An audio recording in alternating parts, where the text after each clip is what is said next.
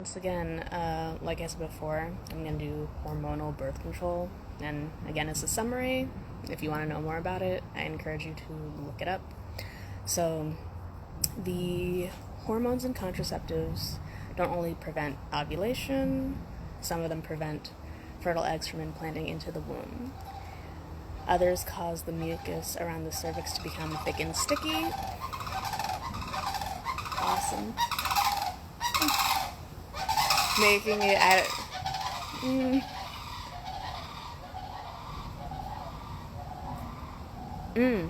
making it harder to making for sperm, making it harder for them to move and reach the egg.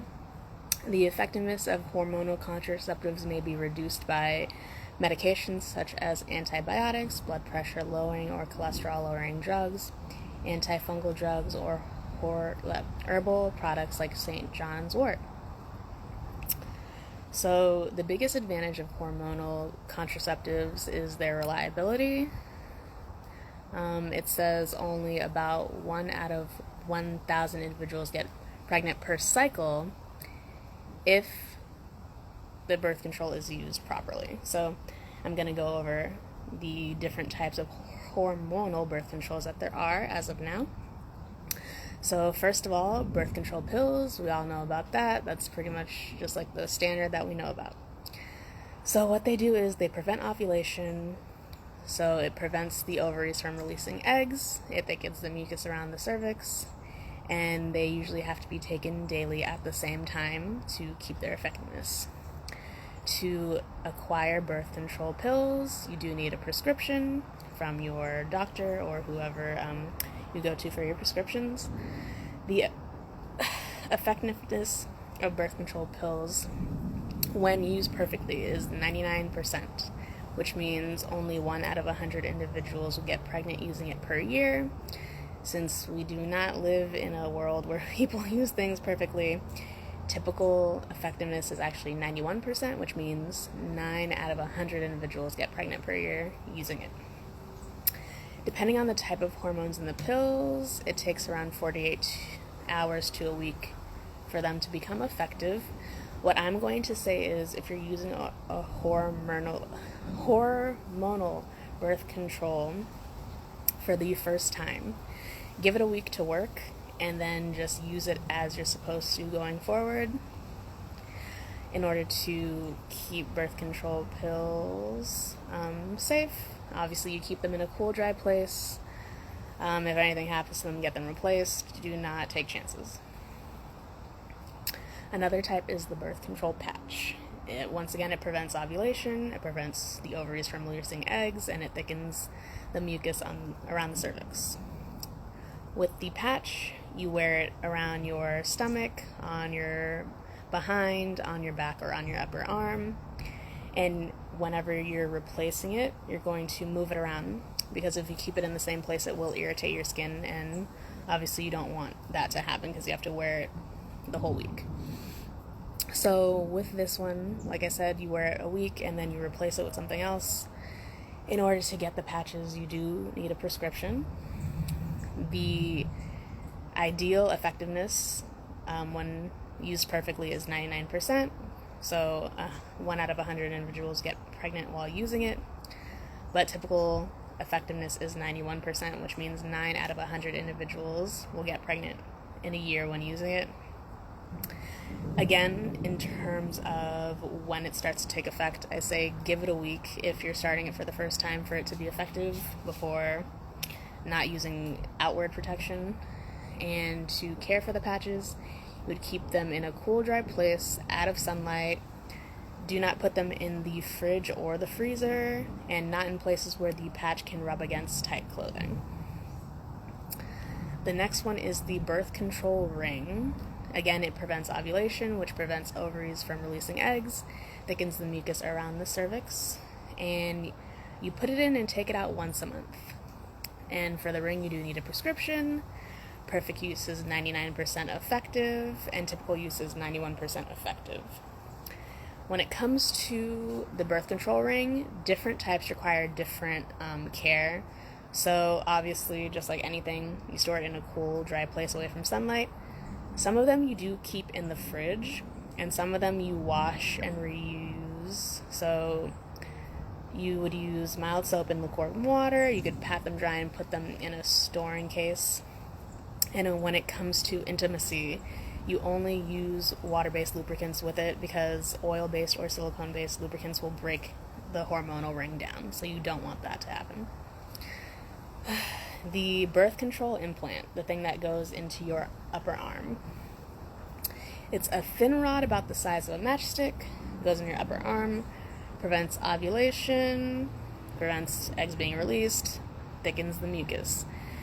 You can use it up to 5 years.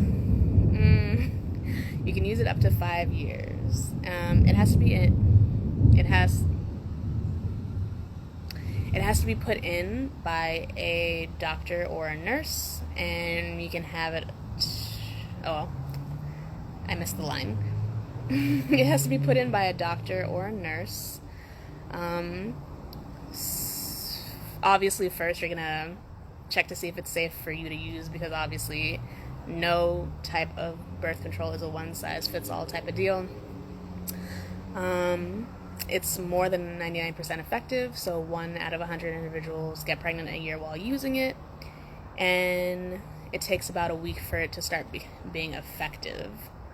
So when it comes to the care of this, it's in your arm, so you can pretty much just forget about it. However, if at any point that you don't feel where it is that they put it in place, you need to go to the hospital right away and be like, hey, I can't feel my implant, so they're going to have to remove it and take some time and then put it back in. So yeah. For IUDs, there are 2 types of hormonal IUDs. There's the hormonal and the copper ones. IUDs are T-shaped devices placed inside of the uterus. And so with the hormonal one, again, prevents ovulation, no eggs, thickens mucus. For the copper ones, they found out that sperm don't like copper, so the copper one inside the uterus just keeps sperm from swimming in that direction, so they just avoid it. That's how the copper one works. It has to be placed in by a doctor or nurse, and you can have IUDs up to 3 to 12 years. You can keep an IUD in.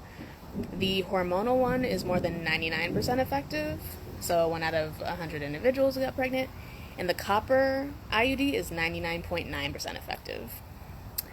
To care for this, obviously it's internal. If you feel a sharp pain, definitely go to the doctor.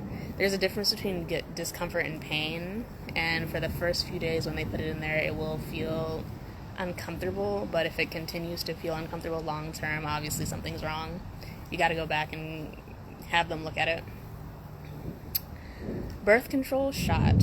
I don't know why I did this out here. I'm so sorry. I don't feel like re-recording this. I'm so tired. Once again, my bad. Birth control shot. So it prevents ovulation, doesn't release eggs, thickens the mucus.